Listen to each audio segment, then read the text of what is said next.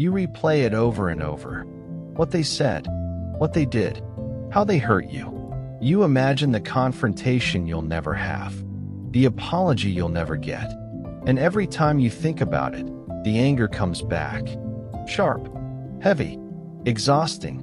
Meanwhile, they've moved on. They're living their life. They probably don't even remember what they did to you. But you're still carrying it.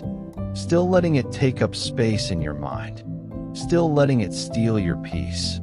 If this is you, you need to hear this story. There was a woman named Grace.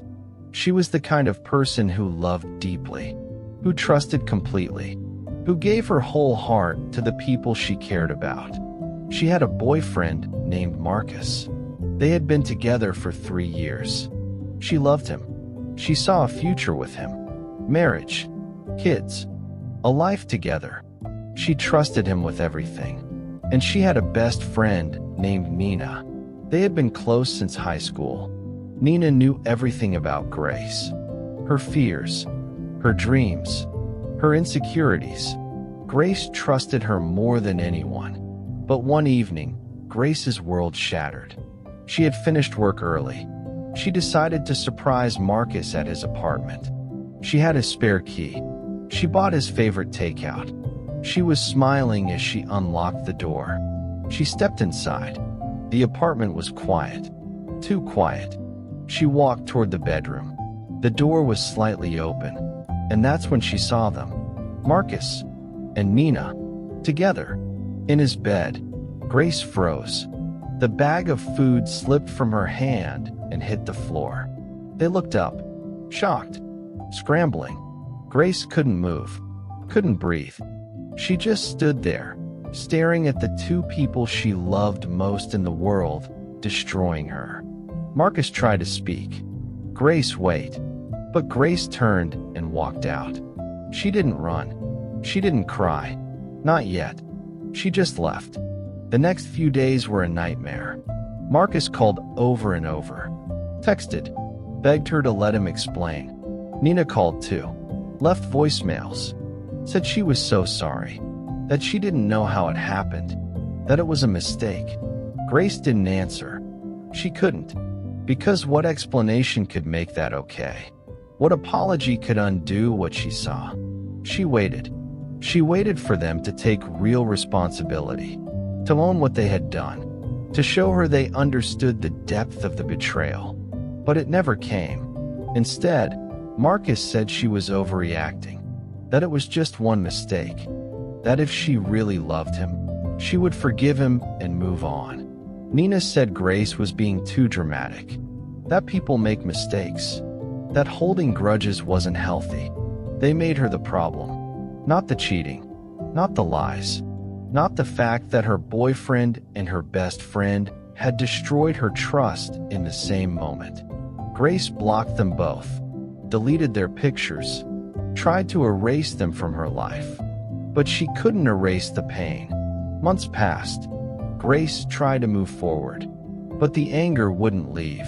It sat heavy in her chest, a constant weight. She thought about them every day. She wondered if they were together now, if they were happy, if they felt any guilt at all. She checked their social media even though she knew she shouldn't, even though it only made things worse. And what she saw broke something inside her. They were together, Marcus and Nina, not hiding, not ashamed, together. Pictures of them at restaurants, at the beach, traveling to places Grace and Marcus had talked about, dreams they had made plans for. Now he was living those dreams. With her, Grace stared at the screen, her hands trembling, her chest tight. They looked so happy, smiling like nothing had ever happened, like Grace never existed. She felt sick, humiliated, replaced, and one question wouldn't leave her mind. Do I deserve this? The betrayal was one thing, but seeing them thrive together, seeing them live the life she thought she was building with him, that shattered her. The anger grew darker. She didn't just want them to fail. She wanted them to hurt. She prayed they would crash and burn. that their happiness would fall apart the way hers did. She imagined Marcus getting cheated on, Nina being left alone and broken. She wanted karma to destroy them, but nothing happened. They kept traveling, kept smiling, kept posting, and Grace stayed stuck. The more she focused on them, the worse she felt. The bitterness consumed her. It poisoned everything. She couldn't trust anyone new. She questioned every friendship, every relationship. She built walls so high no one could reach her. She thought the anger would protect her, but it was destroying her. One afternoon, Grace sat alone on a bench in the park. She looked exhausted, drained, empty. An older man sat down beside her.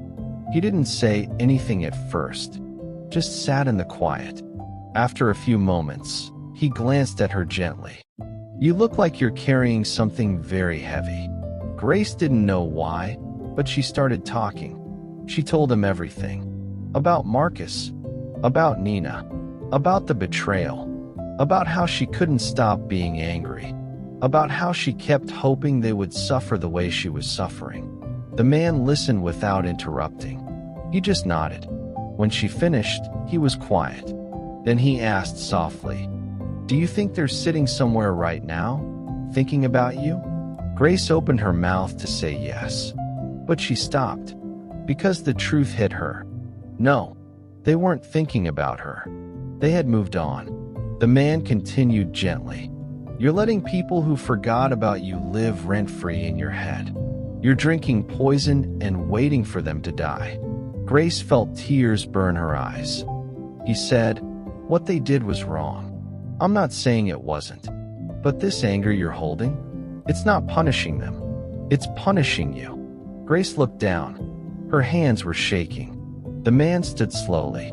Before he walked away, he said one last thing. "Forgiveness isn't about them. It's about you. You don't forgive because they deserve it. You forgive because you deserve peace." Then he left. Grace sat there, those words sinking deep. She had been holding on to this anger like it was a weapon, like it would somehow make things right. But all it had done was lock her in a cage. And Marcus and Nina? They weren't even in the same prison. They were free. She was the only one still trapped. That night, Grace sat alone in her apartment, and she did something she hadn't done in months. She whispered it out loud. "I forgive you." It felt strange. Wrong, even. Like she was letting them off the hook. Like she was saying what they did didn't matter. But she said it again. "I forgive you. Not because you deserve it, but because I can't carry this anymore." The anger didn't vanish. Not right away. It came back in waves. Some days were harder than others. But each time it rose, she made a choice. She didn't check their pages. She didn't pray for their downfall. She didn't replay that night over and over. She just breathed and let it go. Little by little, day by day, slowly something changed. The weight started to lift. She stopped thinking about them constantly. Stopped wondering if karma would come. Stopped caring what they were doing. She started sleeping again, laughing again, trusting again, carefully, wisely, but trusting. Grace realized something powerful. Forgiveness didn't erase what happened. It didn't make them good people. It didn't mean she had to let them back in. But it set her free. It gave her back her peace, her joy, her life. She stopped drinking poison and waiting for them to die. Months later, Grace ran into Nina at a coffee shop. Nina looked surprised. She walked over awkwardly. "Grace. Hey, how have you been?" Grace looked at her, and for the first time, she felt nothing. No anger, no bitterness, just calm. She smiled softly. "I've been good." Nina tried to make small talk, but Grace kept it short. She wasn't rude. She wasn't cold. She just didn't have anything left to give, because she had already let go. So if you're still carrying anger towards someone who hurt you, listen closely. You don't need their apology to heal. You don't need them to suffer for you to find peace. You don't need karma to punish them for you to move on. You can give yourself closure. Forgiveness is not about them. It's about you. It's about choosing freedom over bitterness. It's about refusing to let people who already took so much from you take any more of your life. Holding on to anger is like drinking poison and waiting for the other person to die. It doesn't hurt them. It destroys you. Let it go. Not because they deserve forgiveness, but because you deserve peace. The people who hurt you have moved on. It's time you do too. If this story touched you, share it with someone who needs to hear it. And subscribe for more stories that might just change the way you see things. Thank you for watching.